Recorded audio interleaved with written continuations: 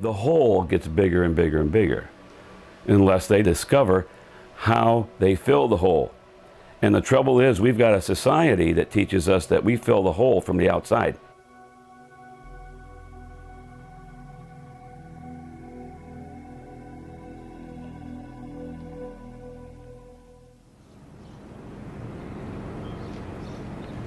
Yeah, I worked with Nick in Building 38 about 6 or 7 years ago. We worked in an operation that was nicknamed Crash and Bash. We dismantled these huge mainframe computers and salvaged the parts. I remember Nick called it creative destruction. We were both in recovery at that point. I was about 10 years in and he was about 1 year in. But I remember a conversation that we had one day. I asked him, "Do you think what do you think your problem is?" And he said, "Well, I drink a little too much of this and smoke a little too much of that." Well, I interrupted him and said, "No, the problem is you." Thomas Watson, the founder and first president of IBM, was shy at social gatherings and church affairs. A look of dissatisfaction usually clouded his features. He did not go swimming with the other boys who enlivened the community of some 600 inhabitants, and in fact he never did learn to swim. Nor did he join other boys in the hunting and fishing forays so common to the place and time. He did, however, leave the mark of his identity around the village. He loved to write his name repeatedly on things in a bold and heavy hand, on the village monument, in the stairwell of the local public hall, and on other sites convenient for graffiti. The ego. Watson had a good one. I think he just saw himself as creating a world that he would want to live in. He thought the world should run like he wanted it to run. And I think he got upset when it didn't. I think he thought if he could just push his model through, no matter what the circumstances, no matter who he was dealing with, he would win. They would come around to his viewpoint that this is how you should run things. The addict has an unerring need to control and organize his world. Not only his or her own thoughts and feelings, but the world and the people around him. Yeah, I think Watson was a control freak to a degree. Obviously the dress issues, the work ethic, the constant push for the corporate culture. It's funny, control freak to a degree. I think he let some of the managers below him run it to the nth degree, but I know if you start reading some of the early origins of it, Watson could come in and change everything if he didn't like the way it was working. He or she will construct elaborate methods or schemas to control things.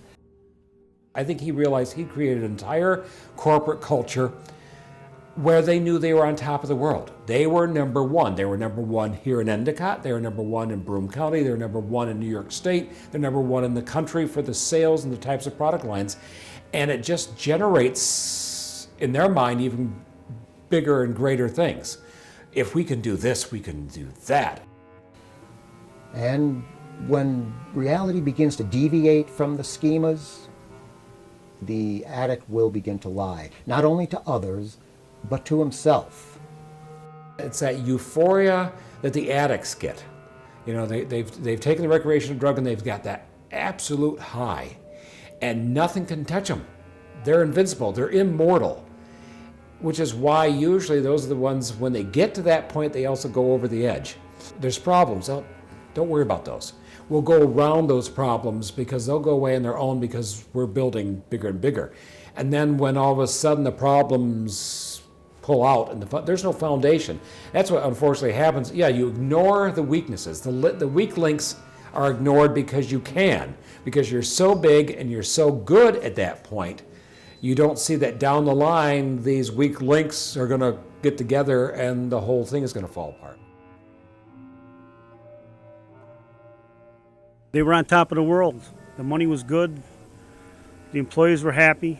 We made really good money. I started in 1977. After about a year, I got a job with the IBM Country Club and worked there for 14 years as a greenskeeper. Yeah, they would bring up truckloads of contaminated soil, barrels of who knows what. They would bring it up there behind the homestead and dump it there. And at the time, they had me taking the backhoe and covering it up with soil, with dirt, and mixing it in with the soil. And I didn't know any better at the time. I just didn't really know what it was. They were just taking that soil, which apparently was contaminated, and they were bringing it up there, and I was burying it. All I remember is go dump this stuff, pretty much keep your mouth shut, and that was about it. Well, my husband came home one day and told me that a friend of his parents had told him about these tractor-trailer-sized dump trucks that were hauling material, earth, out of the Struble Road, Robinson Hill area, and nobody really knew about it. It was, wasn't something that we had read in the paper that, there will be a lot of traffic this summer. Big dump trucks were coming full of topsoil. There was also trucks I seen come, like they were Endicott trucking trucks with barrels of liquid, who knows what it was. And I used to see that also up at the gun club when I was up there off of Struble Road and what was it? What's that road up there? Robinson Hill Road and Struble Road. They used to bring the stuff up there. I remember seeing that happening, but I never really paid attention to it at the time. Memories, yeah. Sure is bringing back some memories right now. But they sure made it nice down here. Too bad it's a cesspool. This is all the contaminated soil that I used to cover up. There used to be a shack right here. Remember it? No, it was 100 trucks at least. 100 trucks maybe. I don't remember. I really don't remember. Gee, I wonder what was in there.